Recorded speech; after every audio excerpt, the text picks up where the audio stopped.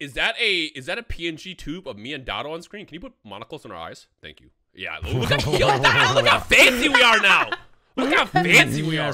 You look so fancy. You look so fancy. Okay, I'm ready to talk about superhero. I want to see what Cinna's thoughts are. And I want to get right into the stuff that I really thought was important. For example, there was a really gratuitous Bulma ass shot in the film. Okay, we'll get to that. We'll get to that. This got in the front by accident, okay? My mind was a little bit distracted, okay? It was just a little bit distracted. You know, there's like a little bit of stuff going on over here. So there's like a little bit of... Is this a way of you telling us that you're an ass person rather than like a titty person? I think I saw this on like kids in my middle school would have this as their wallpaper. I need to know from the comment section, are they team titties or team ass? This is very, very important. You woke up different today, bro. He woke up. You literally have Bulma's ass. What do you want me to do? You woke up on a different energy this morning. Look at Vegeta background just checking her ass out. Like, yes. Yeah, and also, why is he in his Saiyan form like that, too? Like, why is he... Wait, rewind. What did you call it? No, she called it that for a reason. She's probably going to get into the best joke in superhero later on in the slideshow. Yeah, no, that's definitely what I set it up for. Starting off the movie, I learned a little bit of lore. And let me tell you, I found out Toriyama is a fucking genius. He makes the best names for all of his characters. This is Commander Red, and this is Magenta. Well, no, it's funny you did this because me and Donna make fun of this all the time. Like, this man probably woke up that day and he was eating cereal and he realized he didn't pay his gas and electricity bill. And he was like, damn, my gas and electric bills are due. Yo, this cereal kind of hit me, though. Yo, is that a Magenta shirt? And then he came out with Dragon Ball Super and the current Dragon Ball Super manga chapter. You got the best names in the business. Well, okay, best names is like debatable, right? But anyways, I thought these villains were super cool. Also because they reminded me of our dear friend BB Smalls. They're all relatively the same height, and they kind of have the same type of energy, which made me laugh. BB would kind of kill it in this role. BB would have killed it in this role. Dude, this kid right here, that's a grown man. Also giving. That's a grown man. Yeah. That's a grown man. That's a grown man. He's 24. I did not know this was a grown man. I thought he got out of like juvie when he was getting out of the jail and stuff like that. And the fact that they lured him in the car with a drink, I think is just not a good look. Because he's a kid getting lured into a car by a grown man. Well, I mean, 24, but yes, he did get lured into a car with Oreos and a good time. So okay, so Cell from Dragon Ball Ball Breakers is also apparently made by his grandfather, which I did not know. By the way, in watching this movie, I realized these characters look so bad. Like watching this movie made me realize the graphics in like this game are just so bad. Yeah, why you needed to watch the movie for that? This game ugly as fuck. Did you know that Dragon Ball Super Superhero is called Dragon Ball Super Superhero because Toriyama, the creator of Dragon Ball Super and Dragon Ball, forgot that it's called Dragon Ball Super? That's that's not real. No, that's not real. It's actually that's real. Luring the kid with the car with the Oreos in the drink. That was crazy, right? Like a grown man says, hop in, and a kid just gets in and starts eating Oreos out of this dude's car. But see, this guy, oh, you see I added an animation there? Oh, was that a very subtle animation? Well, I wanted to emphasize the cookies. The big red, so the red arrow was already there, though. You thought it would just faded in and out a little bit. No, I know you'd be talking shit on my PowerPoint. See, what the fuck is that? So do you think that's the big attention grabber? Well, I would just say right now, the YouTube commenters go, wow, I really appreciate that she highlighted and animated that arrow. Whatever. Anyway, so I'm sitting in the movie theater. I can lean my feet back. I can relax. I'm excited, right? And then I realized the movie has started. I'm already deep into the car scene, and she has not taken my order. And she's taken everyone else's, and everyone's getting their food, and I'm getting nothing. But moving back onto the story. So he's listening to their story, and he follows up by saying, wow, it's like a bad plot to an anime, which is crazy because Dragon Ball is the anime that they are in. I agree. Base It was so interesting to me. I was like, wow, this guy gets it, okay? And even more so when they hooked me in is when they doubled down by showing that Goku is not a good father, but it gets passed down through generations because Piccolo is taking care of, what's this kid's name? Pan, that's right. Well, see, this is the part where everyone's gonna say Gohan is a good dad because in the end he did take that 5 seconds out of his day to hang out with Pan today, and he's gonna go back to his conference the very next day. But because he did that one time, it's perfectly okay. Okay, Gamma 2, and I call him an asshole. Hold on, listen. Wait, you didn't pay any attention to the film. This guy's name is Bluefish. Okay. Yeah. It's Redfish Bluefish. Did you really not see that in the film? His name is Gamma 2. Don't do this to me. Don't do this. It's not Gamma 2. It is Bluefish. Are you serious? One second. Gamma 2 resembles his fellow android Gamma 1 and wears a similar costume. It just says Gamma 2. Wait, he has 2 fins upon his head and also wears a blue cape. Yep, told you. I just don't know how much research you need to prove that you just didn't hear it in the movie. Because the last time they told me that somebody's name in Dragon Ball was like Lord Samasu or whatever the fuck his name is, and I'm not going down to the YouTube comments again as a noob. Wait. Cinna, look. Here, I took a screenshot. Gamma 2, Bluefish. You edited this. No, I did not. No, I'm telling you right now, I am looking at the screen of the Google search that I just did on the same link, and it doesn't say the same thing. Are you positive? You're both the worst. You're the worst people ever. If I'm calling them redfish, bluefish, I'm gonna be so mad, dude. I'm gonna be so mad. Gamma 2. I thought he was a real jerk, all right? Because he's kind of interrupting Piccolo when Piccolo was sitting up there. By the way, I want to point out, I knew it was Piccolo and not Nail. Well, Nail is actually a part of Piccolo, so it's Nail, Piccolo, and Kami. Yeah. Cinna, wait, hold on. No, but the reason why I was gonna argue that that was a good thing was because later on, when Piccolo was talking to the one guy, the like cat dude, right? He called him Kami. Right, he called him Kami, and he goes, I'm not Kami. And I laugh because I go, wait, Kami and him look different, right? And that cat did what I did to Nail and Piccolo. No. Shame on him. No, that cat. No. So it wasn't even remotely close. Piccolo absorbed Nail, and then later in the series, he absorbs Kami. What is this? Is he Kirby? He's walking around sucking him up and then... Namekians basically can just absorb each other. Yeah, in Dragon Ball Super, they have like a tournament where there's 2 Namekians on Universe 6, fighting for Universe 6. Turns out they absorbed the entire Namekian warrior, I guess, race into 2 beings, actually. So yeah, that's how they got strong. Yep. Mm-hmm. I'm so fucking confused at this point. I don't know who's who. Moving on. When I first saw him, I go, what kind of dumbass has a number 2 on his chest? I've literally been told that second is the best, but okay. Yep. Okay, yeah, no. Whoever said that lied to you. But was that your mother? No, my mom usually just calls me handsome and keeps it moving. Your mom calls you? No, she doesn't, but I was trying to look cool for the video. Then we got to this scene, the giant cheeks shot. That one was gratuitous. That was a lot. I don't understand. This scene was a lot for me already, but there was a lot going on with that scene, right? I know, and look, I just want to say in 40X, my seat was literally shaking with her ass. Just so you know, after everybody got their ass kicked in Namek and they came back to Earth, Vegeta met Bulma and he was like, damn, hold on, wait a minute. Earth pussy kind of is different, and she changed. He turned good for those cheeks? Yes. Honestly, I get why they showed them on screen. And she's rich. And she's rich. Wait, she's rich? How come she just doesn't get the surgeries that she wished for then? Okay, that's the other thing. Can we talk about this? So Piccolo, there's a scene where he's... Just so we're clear, that's not Piccolo right there, but yeah, go ahead. I know you saw the green and you got a bit confused, but yeah. Yeah. Okay, well, either way... When they're going through and Piccolo is like, oh, we can use the Dragon Balls to wish. One of the kids that's there specifically says, why don't you wish for the company to go away? And then he sighs and the kid goes, oh, your pride, huh? Wouldn't that just make everything so much easier? No, I'm gonna be honest. That was the one line in the movie that I don't know why they included. Dende shouldn't have said that because Dende should know that there's some shit Shenron can't do, and I think they should have just said Shenron can't do that. I don't know why they made it seem like he can. I was gonna say either the dragon can't do that, right?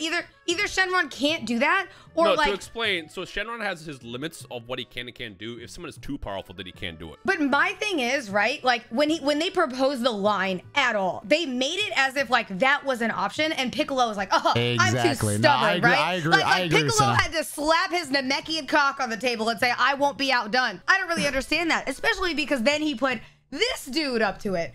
I was gonna say, like what? The entire plot of the movie is basically Piccolo saying, "Gohan, you gotta clutch the fuck up, dude, because I ain't trying to do this shit. You gotta do this shit." It's him hiding in the bush while he sends Gohan out with a shotgun into a Fortnite house, also, and a full team is in there. This scene in particular, me and Ryan were just talking about this scene. Gohan would have killed 2 men. Because he did not know Piccolo was on that plane with him. Yes. He saw his daughter. He went, pan, and flew through a fucking plane and blew it up. If Piccolo was not on that plane, those 2 people were dead. But right around this scene is where I'm still depressed that I don't have food. But the lady comes over and she asked me if I want any nachos. But by then, it was too late and I didn't want to wait. So I just went ahead and said no, but I was excited that she asked me. You just blinked out of existence for a second and came back excited. First I blinked out of existence. I was like, whoa, and then I came back and I was happier. You entirely disassociated and then came back happy. Exactly. This scene was really smart. So I will say, I thought it was risky. He could have died right there, yes. Yeah, like, couldn't Gohan have just killed him right there? Piccolo was just telling Gohan to clutch up by any means necessary. Piccolo was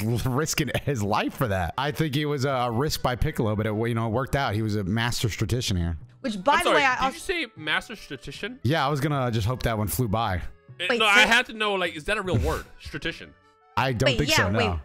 I did look it up. It does not exist. That is not a real word.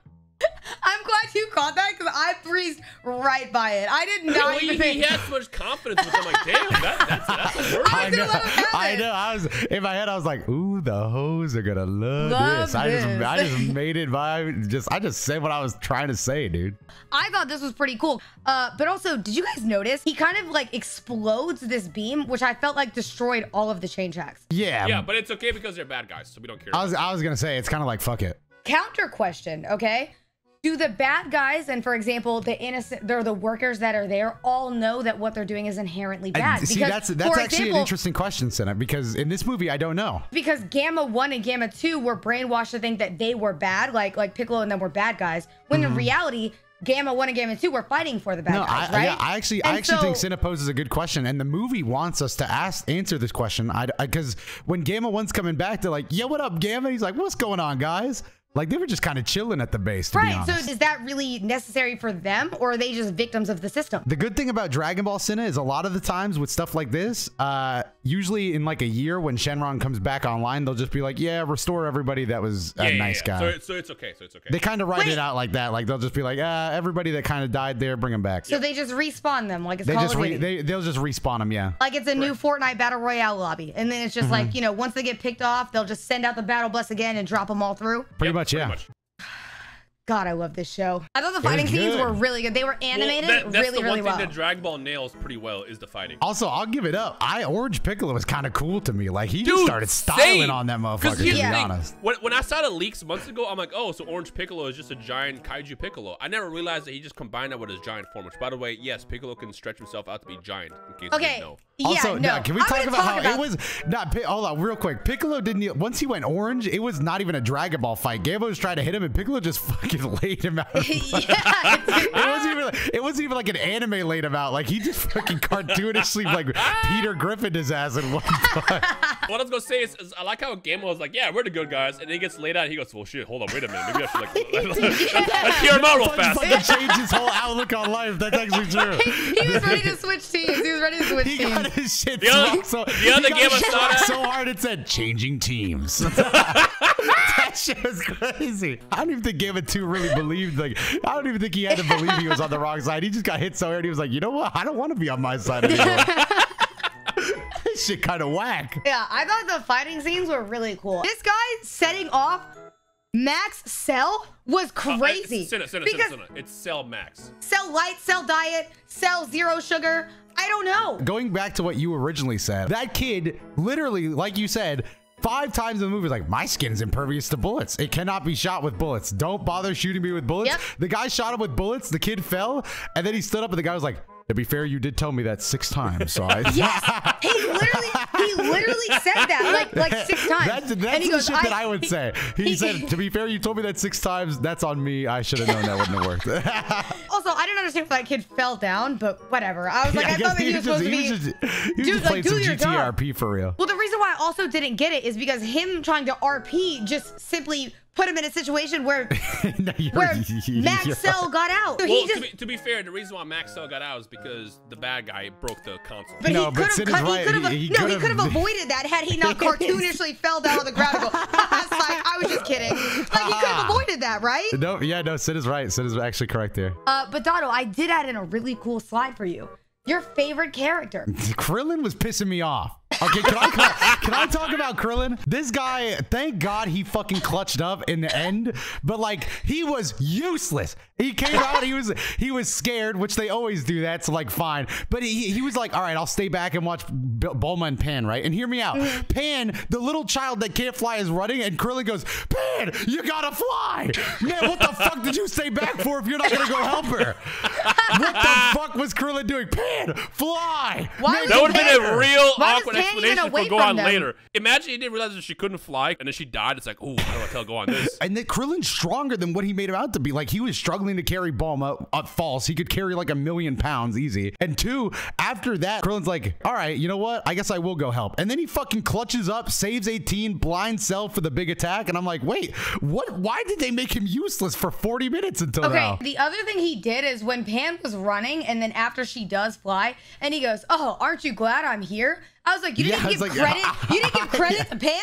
Like, Pan gets the credit for flying, right? You don't get the credit. He looked like he was struggling with Bulma. I was like, what do you mean credit? You fucking take the stupid helmet off and get in there. Which is funny that you say he was useless for most of this, because here he jumped out of the fucking plane like Captain America. And I literally saw this scene and I go, there is no shot that they put him on this energy, but he was doing nothing for most of the time that I was watching. I said, there's no way. I was sitting in the theater like fucking Homelander watching Krillin's first like half of this movie, dude. That shit was fucking pissing me off. Oh yeah, and following it up though, the fusion day. I didn't know this was a real thing. I thought it was just, you know, like an emote in Fortnite. So wait, I just gotta say, I think for more casual Dragon Ball fans, people love fusion and people love Gotenks and Gogeta. So my brother's favorite character is Goten, Trunks, and Gotenks. He looks over and said, what the fuck happened? All I wanted to see was adult Gotenks. I said, me too, man. Me too. They weren't gonna give you everything you wanted, okay? They were just not gonna give you everything you wanted. I was getting screwed over with my favorite characters. They had to give a fuck you. They had to give a fuck you somehow, and this is what they were gonna do. Now, Cinna, I need you to understand, this moment right here is so monumental because literally for the past like decade of Dragon Ball, Goten and Trunks look like this. Seeing them older, that's why they referenced it. Seeing them older right there as actual like older teenagers was like the first time we've seen them not look like kids. That's why people were so excited to see adult Gotenks, because nobody's seen him before, and then they fuck up the fusion. They said that when Saiyans grow up, it's just a growth spurt. That's literally why they did that. They had to write that in. Because they just randomly, I like to imagine that one day they just wake up and they're just like cartoonishly rip out of their clothes. Like their kids' clothes they were wearing. They rip out of their clothes and stuff. I would like to imagine that's how it goes. That would go crazy waking up in the morning like, oh, wait, goddamn, what happened? Okay, well, watching his fight was actually really cool, though I did laugh because at the tippy top of his head, the fact that they made a soft spot just made me think that he's like an infant, right? Like a child. Like a baby. Yeah, you know, they have like soft heads. Like he would walk up to me and I'd push him on his forehead. They were just aiming for Cell's baby soft spot. Brings me back to the character arc right here. This guy, Gamma 2, I actually really like him at this point. I thought he was really funny, and he had like a good character arc of like, he was bad and then he switched teams because his team kept losing too much. But now he's like on a good team, right? He went down out of the sky and sacrificed himself. And I was like, this is it. This is where it all ends right here. And I was pretty excited that he was like the hero of the movie. Because that's what it felt like. Like, this is his end all. You know what I mean? You thought they were going to give the biggest finale moment to Bluefish? But because look at the move he was doing. He went up in the sky and he sacrificed his own life, right? That's his character arc. But no, he got clapped. Well, Cinna, good news. Good news. Since he was an android, I'm sure his entire existence is stored in a USB drive somewhere else. And they're gonna that actually did like literally kind of ruin it a little for me. Because I also thought Gamma 2, I was like, oh, you know, I actually kind of liked him by the end. And then I remembered, like, oh yeah, they literally were talking about how they have a cloning machine where they can make millions of Gamma 1s and 2s. That kind of took it away from me. Oh, so he can come back to life? It's Dragon Ball. Yeah, probably. Never dies in Dragon Ball, yeah. I also want to say, I know we're skipping ahead a little bit here. Like we said, Gamma 2 eats shit here. He takes Cell's arm and dies. Gamma 1 was not sad enough for me. Gamma 1 was like, yeah, he's dead. Yeah. Well, to be fair, he's probably like, man, I have a clone of him at home, so yeah, maybe. Why maybe would that's he why really he was need like, to be whatever. sad? His character arc was really something for me, and I genuinely enjoyed it. I don't know if that is ever gonna replace my love for Gregory the Cricket. Dato, you did tell her that Gregory is an actual character in Dragon Ball, right? Or is it's real in the anime. Right, wait, but does she know that the character is actually in the show, in the series? Wait, no. Gregory the Cricket is real, but he was training Goku. No, he was not. Goku smacked him. That's incorrect. That never happened. Rhyme's a little manga stan. Is it not in the manga? Correct. He's not real. Gregory doesn't exist in the manga? Yes. Who wrote Dragon Ball? Toriyama. I've got beef with him. Gregory all day, unless it's Broly. In which case, we'll talk. I have beef with this scene. When he wraps his arm around, it felt like I was watching him transform into Luffy. Like it was just a one-piece crossover. I didn't even know he could do that. Yeah, they have stretchy arms. Yeah, I saw his spaghetti-ass arm go wrap around Cell, and I was like, what the fuck is happening? When did he get Luffy power? Literally watched him increase in size by like tenfold that you didn't think he can also stretch his arms. Okay, that actually is a fair point. Yeah, also we need to, hold on, go back a slide, Cinna. We need to talk about this. Piccolo was so, this is why I didn't care that like Piccolo was risking it with Pan. Because look at it, Piccolo was throwing himself too. He gave Gohan the Senzu bead. Piccolo's whole goal was just to get Gohan to clutch up, and he was willing to die for the cause. That's what I'm saying, is he was just really putting the heat on Gohan. I know, time. It was all pressure on Gohan. He was just like, you better clutch up, dude, because I ain't doing this. But when he did, this was really sick. I thought this scene was really sick, dude. Yeah, this is what I'm talking about. This was the fight you. No, I want to kill you. It was, dude. Yeah, so just so you know how iconic this moment is, we as Gohan fans have been waiting for this to happen since like the late 90s. Gohan has always been told to have the most potential out of all of them because he's a hybrid of an Earthling and a Saiyan, which apparently is like a perfect mix. But they never explain up at this point. So like in the moment that you always keep referencing where it's like, I'm here to kill you, Gohan actually gets absorbed 2 seconds after that moment and then becomes basically part of Boom, becomes a bad guy. So Gohan has never clutched up. Like after the Cell Saga, he's never clutched up. That's why Piccolo is so insistent about this time being the time that it works. Well, he clutched up this time, and when they did the little scene where he looks up with his eyes all red was really sick. Though numerous times during the fight, I would like to point out, his hair would go blonde, then black, then gray, then blonde, and I didn't know what. No, Cinna's based here because I've been a Dragon Ball fan my entire life, right? And I'm so glad Gohan has a new strongest form because when he went Ultimate Gohan, which is he goes back to black hair for that one, Cinna. That's like technically that was his strongest form before this. And even during the movie, I was like, why the fuck did he go back to base form? And I was like, oh wait, right. I'm so happy they changed that shit. Overall, I will say I actually genuinely liked the movie. It was a pretty good movie. For the movie, I'm actually really glad that I went and saw it. I thought it was pretty entertaining. Considering that I didn't know the lore and I was still like, oh, okay, these characters are pretty cool, I guess. And now you have to give it a final rating out of 10. I give it a